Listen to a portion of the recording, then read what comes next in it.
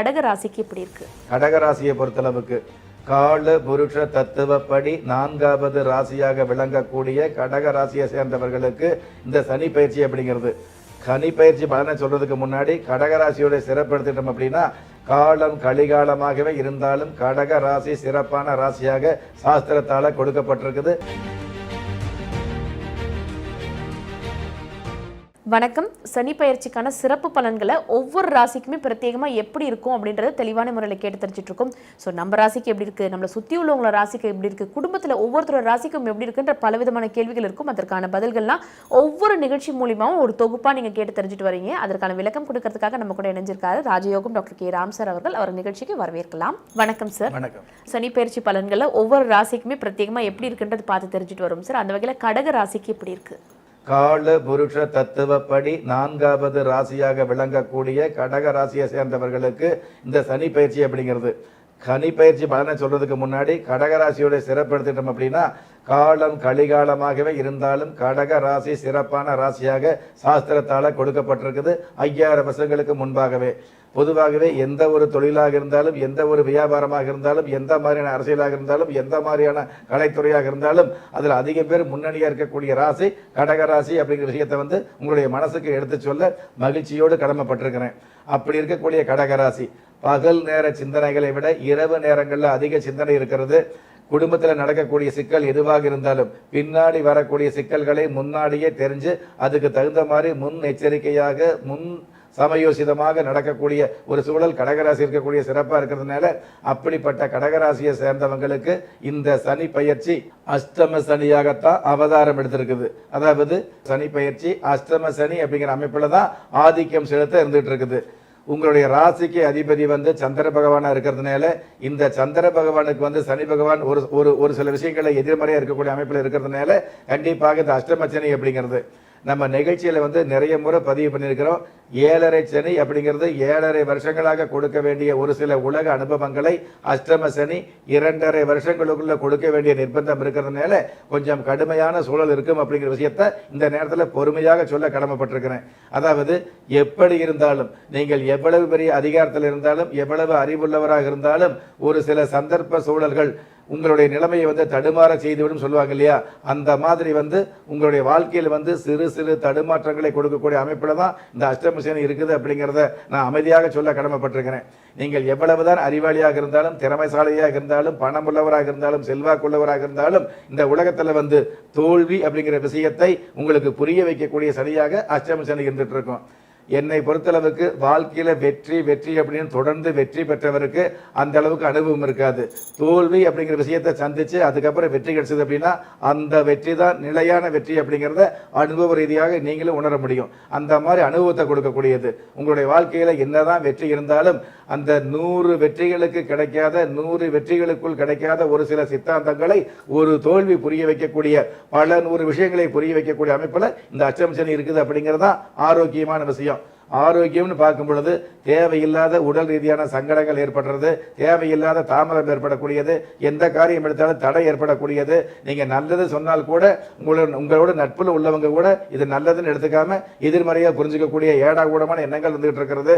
கடந்த காலங்களில் கொடுத்த வாக்க காப்பாற்ற முடியாமல் இருக்கிறது, அல்லது காப்பாற்றுவதற்கு மிக மிக சிரமப்படக்கூடிய சூழல் ஏற்படுவது, இந்த மாதிரி சூழல்களை இந்த அஷ்டம சனி கொடுப்பார் அப்படிங்கிறது நம்ம தெரிஞ்சுக்கணும்.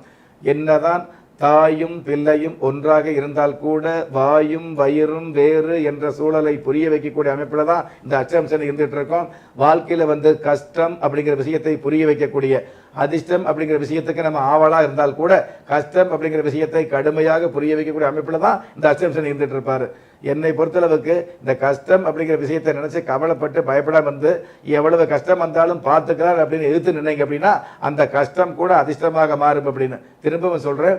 ஒரு கஷ்டத்தை பார்த்து, ஒரு விஷயத்தை பார்த்து நீங்க பயந்து ஒதுங்கி நினைங்க அப்படின்னா கண்டிப்பாக அந்த கஷ்டம் அதிகமான கஷ்டமா தான் இருந்துட்டு இருக்கும். எந்த மாதிரி கஷ்டம் வந்தாலும், இப்ப கஷ்டம் வந்தா பயப்படுறோம் அப்படிங்கிறத விட, கஷ்டம் வந்துருது அப்படின்னு நினைச்சிட்டு இருக்கிறத விட, எந்த கஷ்டம் வந்தாலும் பார்க்கலாம்னு நீங்க எடுத்து நின்னீங்க அப்படின்னா அந்த கஷ்டம் கூட உங்களை விட்டு தூர விலகுது. அப்படிங்கிறத விட கடக ராசியை பொறுத்தளவுக்கு அந்த கஷ்டம் கூட இந்த வருட தேவதையோட அமைப்புப்படி கடகராசிக்கு அந்த கஷ்டம் கூட இந்த அஷ்டம சனி காலத்துல அதிர்ஷ்டமாக மாறக்கூடிய சூழல் இருக்குது அப்படிங்கிறது தான் உண்மையான விஷயம். அதனால அஷ்டம சனி அப்படின்னு நினைச்சு நீங்களே பயந்துக்க வேண்டாம். இது நடந்துருமோ அது நடந்துருமோ அப்படின்னு தேவையில்லாம நினைச்சு எதிர்மறையான எண்ணங்களை வச்சுக்கிட்டு இருந்தீங்கன்னா தான் உங்களுடைய வாழ்க்கையில ஏற்றம் அப்படிங்கிற விஷயத்துல கொஞ்சம் தடை அல்லது தாமதம் ஏற்படும். ஏற்றமே கொடுக்காது அப்படிங்கிற விஷயத்தை சாஸ்திரம் சொல்லல. ஏற்றம் கொடுக்கும், ஆனால் ஒருபடி மேலே ஏறுறதுக்கு, அதாவது கடங்கால் அளவுக்கு முன்னேறுவதற்கு முழங்கால் அளவுக்கு செலவு பண்ணணும், முயற்சி எடுக்கணும் அப்படிங்கிறத ஒரு விஷயத்த நீங்க கையில் எடுத்துங்க. எந்த நேரமாக இருந்தாலும் முயற்சி இருந்துட்டு இருக்கணும், எந்த நேரமாக இருந்தாலும் கவனமாக இருந்துட்டு இருக்கணும், எந்த நேரமாக இருந்தாலும் ஓரளவு பணிவாக இருந்துட்டு இருக்கணும். எவ்வளவு வசதி வாய்ப்புகள் ஒரு விஷயம் நடக்கிற மாதிரி இருந்தால் கூட உடனே வெளியில் சொல்லாமல், 4 வாரம் கழிச்சு ஒரு கார் வாங்குறோம், நாளைக்கே ஒரு வாகனம் வாங்குறோம் அப்படின்னா இன்னைக்கே அது வெளியில சொல்றதை தவிர்த்துக்கணும். வாகனம் வாங்கினதுக்கு அப்புறம் நம்ம வீட்டுக்குள்ள வச்சு பூட்ட போறதில்ல, வீரவுக்குள்ள வச்சு நம்ம லாக் பண்ண போறதில்ல, வெளியில நம்ம பயன்படுத்த போறோம். அப்ப தெரிஞ்சுட்டு போகுது. வாகனம் வாங்குறதுக்கு முன்னாடியே நான் வாகனம் வாங்க போறேன், வீடு வாங்குறதுக்கு முன்னாடி நான் வீடு வாங்க போறேன், திருமணம் உறுதியாகிறதுக்கு முன்னாடி நான் திருமணம் ஆக போகுது அப்படிங்கிற, அதாவது இந்த மாதிரி விஷயங்களை முன்கூட்டியே சொல்லாம கொஞ்சம் பொறுமையா இருந்தீங்க அப்படின்னா உங்களுடைய வாழ்க்கையில அஷ்டம சனியாகவே இருந்தால் கூட முன்னேற்றம் கிடைக்கக்கூடிய அமைப்பு நிச்சயமா வந்துட்டு இருக்கும். கடகராசியை பொறுத்தளவுக்கு ராசிக்கு அதிபதி சந்திர பகவான் இருக்கிறதுனால, அந்த சந்திர பகவான் மனோகாரகராக இருக்கிறதுனால அது எவ்வளவு பெரிய துன்பம் வந்தாலும் எவ்வளவு பெரிய துக்கம் வந்தாலும் சமாளிக்கக்கூடிய தகுதி நிச்சயமா வந்துட்டு இருக்கும். அடுத்தவங்க சொல்லி ஆலோசனை சொல்லி தெரிஞ்சுக்க வேண்டிய விஷயங்கள் எல்லாம, அதாவது சொல்லுவாங்க இல்லையா கிராமப்புறங்கள்ல சொல் புத்தி வேணும்னு சொல்லுவாங்க. அடுத்தவங்க ஆலோசனை சொல்லும் போது அந்த ஆலோசனையை பக்குவமா பயன்படுத்தணும்னா நம்ம முன்னேற முடியும்னு சொல்லுவாங்க. அந்த மாதிரி சொல் புத்தியை அறவே எடுத்துக்காம சுய புத்தியோடு முன்னேறக்கூடிய மிகப்பெரிய அமைப்பு கடகராசிக்கு உண்டான சிறப்பா இருக்கிறதுனால, அதுவும் இந்த சனி பகவான் அஷ்டம சனியாக மட்டும் அவதாரம் எடுக்காம இதே சனி பகவான் ஆட்சி பெற்ற சனியாக அவதாரம் எடுத்திருக்காரு. நல்லா கவனிச்சுங்க. கடக ராசிக்கு அஷ்டம சனி அப்படிங்கிறது உண்மைதான், அது மறுக்க முடியாது. ஆனால் அதே அஷ்டம சனி அப்படிங்கிற ஆதிக்கத்துல அதாவது மிகப்பெரிய ஒரு அதிர்ஷ்டத்தை கொடுக்கக்கூடிய சனியாகவும் சனி பகவான் இருந்துட்டு இருக்கிறாரு. அதுதான் ஆட்சி பெற்ற சனியாக. அஷ்டம சனி அப்படிங்கிற அந்த வார்த்தைகளுக்கு மேல, அதாவது ஆட்சி பெற்ற சனி அப்படிங்கிற வார்த்தையை உங்களுடைய மனசுல பதிய வச்சுக்கோங்க. இந்த சனி பகவான் என்னதான் அஷ்டம சனி அப்படிங்கிற பேர்ல ஒரு சில கஷ்டங்களை கொடுக்க வேண்டிய அமைப்புல ஒரு விதியில் இருந்தால் கூட, அதே சனி பகவான் ஆட்சி பெற்ற சனியா இருக்கிறதுனால எவ்வளவு கஷ்டம் வந்தாலும் எவ்வளவுதான் துக்கம் வந்தாலும் அதுல நீங்கள் அதிகாரமா வாழக்கூடிய வாழ்க்கையை தடுக்க மாட்டாரு, கெடுக்க மாட்டாரு. சனி பகவான் கொடுப்பார் அப்படிங்கிறதா. சனி கொடுத்தால் எவர் தடுப்பார் அப்படிங்கிற வார்த்தை உங்களுடைய வாழ்க்கையில் பலிதமாகக்கூடிய அமைப்பா தான் இருந்துட்டு இருக்குது. அஷ்டம சனியாகவே இருந்தால் கூட ஆட்சி பெற்றிருந்த சனி ஒரு மிகப்பெரிய மாட்சிமையை கொடுப்பாரு. அதுக்கு தகுந்த மாதிரி கால நேரம் பார்க்காமல் உழைக்கிறது, கட்டிய மனைவியை கௌரவப்படுத்துவது, எந்த ஒரு குடும்பத்திலும் தன்னுடைய மனைவி கலவரப்படுத்துறது அப்படிங்கிறத விட கௌரவப்படுத்தி பார்க்கறது, பெண்களை உண்மையாக மதிக்கிறது, அடுத்தவங்களுக்கு துரோகம் பண்ணாம இருக்கிறது, முடிஞ்ச அளவுக்கு உதவி பண்ணலாம், அல்லது உதவி பண்ணாம இருந்தா கூட உபத்திரவம் பண்ணாம இருக்கிறது, ஆன்மீக சம்பந்தப்பட்ட விஷயங்கள்ல மனசை செலுத்துறது, எந்த ஒரு விஷயமாக இருந்தாலும் அந்த விஷயத்தை கண்டு பயப்படுறது அப்படிங்கிறத விட அந்த விஷயத்தை பார்த்துக்கலாங்கிற எண்ணத்தை வளர்த்துக்கிறது. இந்த மாதிரி ஒரு சில விஷயங்களை கடைபிடிச்சிங்க அப்படின்னா கடக ராசியில இந்த அஷ்டம சனி காலத்துல கூட ஆட்சி பெற்ற சனியாக, அதே சமயத்தில் அதிகாரம் கிடைக்கக்கூடிய சனியாக உங்களுக்கு நல்லது பண்ணுவார் அப்படிங்கிற விஷயத்தை சனிப்பெயர்ச்சி நிகழ்ச்சியில உங்களுக்கு மகிழ்ச்சியோடு சொல்ல கடமைப்பட்டிருக்கிறேன். கடைசியா ஒன்று விஷயம், அதாவது அஷ்டம சனி வந்துருச்சு அப்படின்னு கவலைப்படுறதை விட, அஷ்டம சனி வரப்போகுது அப்படின்னு பயப்படுறதை விட, அதாவது எது வந்தாலும் என்னை பொறுத்தளவுக்கு என்னுடைய வெளிநாட்டு நிகழ்ச்சிகள்ல, ஆன்மீக நிகழ்ச்சிகள்ல, நேரடி நிகழ்ச்சிகள் சொல்லக்கூடியது, அதாவது நீங்கள் வாழ்க்கையில எதிர்பார்க்கிற ஆசைப்பட்ட ஒரு விஷயம் நடந்தால் நல்லது, நடக்காவிட்டால் அதை விட நல்லது அப்படிங்கிற விஷயத்தை உங்களுடைய மனசுல பதிய வச்சுங்க.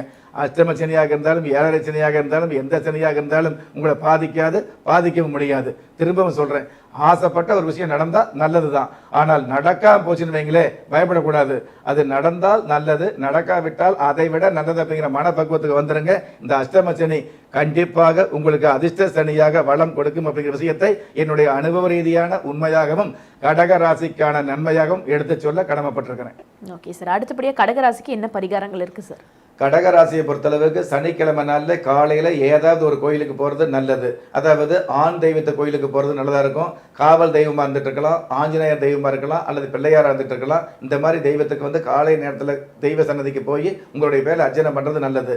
அதே சனிக்கிழமை மாலை நேரத்தில் 6 மணிக்கு மேலே நவக்கிரக கோயில் இருக்கக்கூடிய நவக்கிரகத்துக்கு வந்து எல்விளக்கேற்றி சனி பகவானுக்கு எல்விளக்கேற்றி அர்ச்சனை பண்ணுறது நல்லது. இந்த இடைப்பட்ட நேரத்தில் காலை மாலை சனிக்கிழமை காலை மாலை இடைப்பட்ட நேரத்தில் யாராவது ஒரு 8 பேர்த்துக்கு வந்து மட்டை தேங்காய் கொடுத்து தானம் பண்ணுவது நல்லது. இது வாரம் பண்ண வேண்டியதில்லை.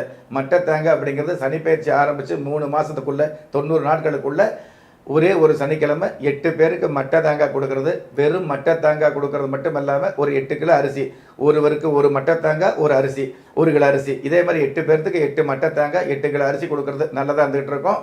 அதே மாதிரி சனீஸ்வர பகவான் கோயிலுக்கு போயிட்டு வர்றதும் நல்லதாக இருந்துகிட்டு இருக்கும். நன்றி சார். 2023 சனிப்பெயர்ச்சி பலன்கள் எப்படி இருக்குன்றத பிரத்யேகமாக ஒவ்வொரு ராசிக்குமே தனித்தனி எபிசோட்ஸாக பார்த்துட்டு வரீங்க. ஸோ இன்னைக்கு ஒரு ராசிக்கான பலன்கள் நீங்கள் கேட்டு தெரிஞ்சுட்டு இருப்பீங்க. தொடர்ச்சியாக பாருங்க, அடுத்தடுத்த ராசிக்கான சனிப்பெயர்ச்சி பலன்கள் எப்படி இருக்குன்றது கேட்டு தெரிஞ்சுக்கலாம். நன்றி. ஒரு மனிதன் பெற்றோராலோ மற்றோராலோ உற்றார் உறவினராலோ கைவிடப்பட்டாலும் ஆன்மீகம் கைவிடுவதில்லை. ஆம், நல்லவர்களையும் நியாயமானவர்களையும் குலதெய்வம் கைவிடுவதில்லை. ராஜயோகம் டாக்டர் கே. ராம் அவர்களின் 35 வருட ஆன்மீக ஆராய்ச்சியில் தெய்வ பிரசன்ன சாஸ்திரப்படி உருவாக்கப்பட்ட ராஜயோக குலதெய்வ விளக்கு 30 முக்கோடி தேவர்களின் மூல மந்திரங்களால் பூஜிக்கப்பட்ட ராஜயோக குலதெய்வ விளக்கு. இழந்த செல்வம், இழந்த கௌரவம், கலைந்த குடும்பம், தொலைந்த நிம்மதி திரும்ப கிடைக்க வாங்கி பயனடைவீர். ராஜயோக குலதெய்வ விளக்கு கிள்ளி கிடைக்கக்கூடிய யோகங்களை அள்ளி கொடுக்கக்கூடிய ஆன்மீக அற்புதம் ராஜயோக குலதெய்வ விளக்கு. ஒவ்வொரு இல்லத்திலும் இருக்க வேண்டிய ஆன்மீக பொக்கிஷம் ராஜயோக குலதெய்வ விளக்கு. யோகங்களில் சிறந்த ராஜயோகம் தருவது ராஜயோக குலதெய்வ விளக்கு. திக்கற்ற யாவரும் ஒப்பற்ற பயன்பெற வாங்கி பயனடைவீர்.